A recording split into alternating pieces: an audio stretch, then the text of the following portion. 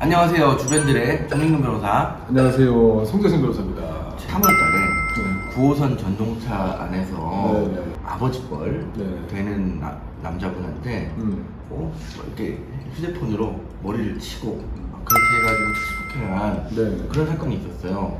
제가 그 영상 보면서 한번 리뷰도 했었어요. 맞아요. 그러면서 뭐 특수상해죄, 뭐 중상해죄 가능성도 있고, 그다음 당연히 모욕죄 이런 범죄들이 성립한다라고 말씀을 드렸었어요. 맞아요. 아무리 이렇게 보니까 그 여성이 어떻게 됐나 보니 3월 24일 날 주거가 불명하고 도주 우려 있다는 이미 이유로 구속영장이 청구가 됐었어요.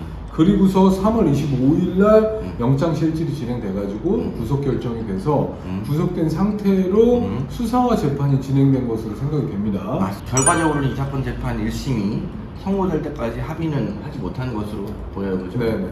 이 여성이 그 남성의 머리를 핸드폰으로 내리친 이전에 또 유사 범죄로 그런 범죄를 저질러가지고 입건된 사례가 있었다고 해요. 맞아요. 그러면 재범의 우려가 이제 일단은 되게 커지니까 주거가 분명하고 도주의 우려가 없다고 하더라도 좀 구속영장이 발부될 가능성이 매우 높았다고 생각이 들어요. 실제로 이제 영장을 담당하는 재판부에서는 네. 제일 중요하게 생각하는 게 이게 실제로 이제 본안 재판 갔을 때 얼마나 형이 선고될 거냐. 그 맞아요. 이걸 사실은 크게. 예상해서 네. 영장 발부 여부를 결정하는데 굉장히 큰 영향을 미치잖아요. 맞습니다. 어차피 실형 나올 거라면 미리부터 들어가게 하자.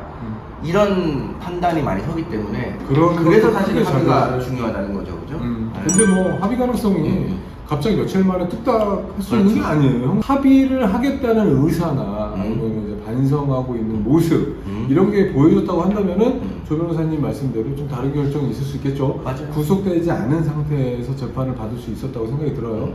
그런데 그렇지 않았겠죠. 맞아요. 그러니까 또 구속이 된 거고. 실제로 이 사건 판결 결과는 이제 징역 1년이 선고가 됐는데 네.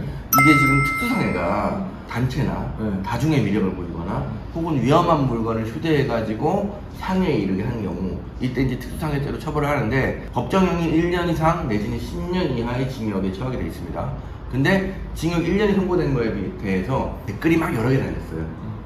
징역 1년 말이 되냐?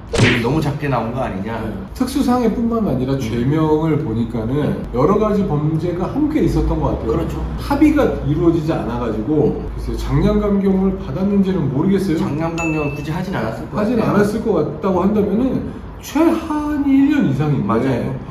피해자가 강력하게 처벌을 원하고 있는 상황에서 특수상해뿐만 아니라 다른 범죄도 같이 붙어서 경합범이 성립되어 있는 상황에서 1년을 선고했다는 거는 사실 어떻게 생각하세요? 법리적으로만 봤을 때는 일반인들이 공분할 만하다라는 생각은 들어요. 그런데 사실 특수폭행 사건에서 징역 1년이 실제로 선고됐다는 거는 결코 적게 선고된 건 또 아니에요.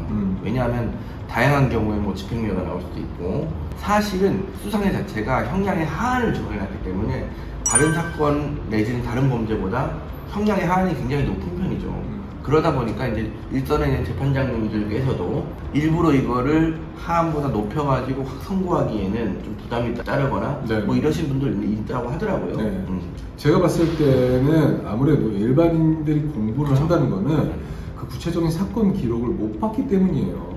만약에 특수상해죄가 벌어졌고 특수상해를 입은 피해자가 전치 20주 내지는 뭐 신고인가 됐다거나 불구가 됐다거나 그러면 당연히 더 올라가요. 실형 1년 가지고는 말이 안 돼요. 그런데 그 피해를 입으신 그 어르신께서 다행히 크게 다치지는 않으신 것 같아요. 맞아요. 그런 것까지 감안을 했을 거고 결국에는 검사가 2년을 구형했고 판사가 1년을 선고하게 된 거예요. 통상적으로 검사가 2년 정도 선고했을 때는 2분의 1 해가지고 판사는 1년 정도 선고를 하는 건 맞아요.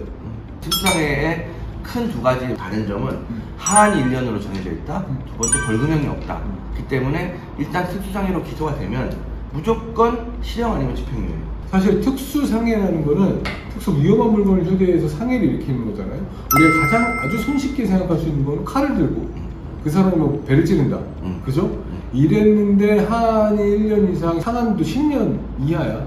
강간죄나 이런 거는 상한이 없어가지고 30년 이하야. 그렇죠. 근데 강간죄보다 과연 칼을 들고 흉기로 배를 찌르는 범죄가 더 경한 범죄냐라고 생각해보면 절대 아니거든요. 그렇죠. 범죄의 일반적인 양태나 총괄적인 모습을 봤을 때는 법정형이 너무 높은 거 아니냐라고 평가하기에는 좀 문제가 있지 않을까라는 생각도 들어요. 일단은 뭐 어제자로 해가지고 그 특별인여 분께서 1년의 실형을 선고받았다는 사실을 여러분께 알려드린과 더불어 앞으로 이제 항소심에서 계속해서 피해자한테 사과 의사를 전달하고 그렇게 해야죠. 본인의 행동을 반성하고 후회하고 판사님께 그런 게 전달이 된다고 한다면은 당연히 뭐 집행유예 가능성도 있고 그 실형이 더 낮게 1년 이하로 이제 감형이 될 가능성도 충분히 있어요. 장량론경을 하겠죠. 그렇게 되려면 그죠? 아무리 제3자가 특히 저 때려 죽일 놈이야 라고 얘기하면서 크게 처벌해야 돼 라고 이렇게 얘기를 하고 있다고 하더라도 그 피해자가 저 사람 선처해주세요 맞아요.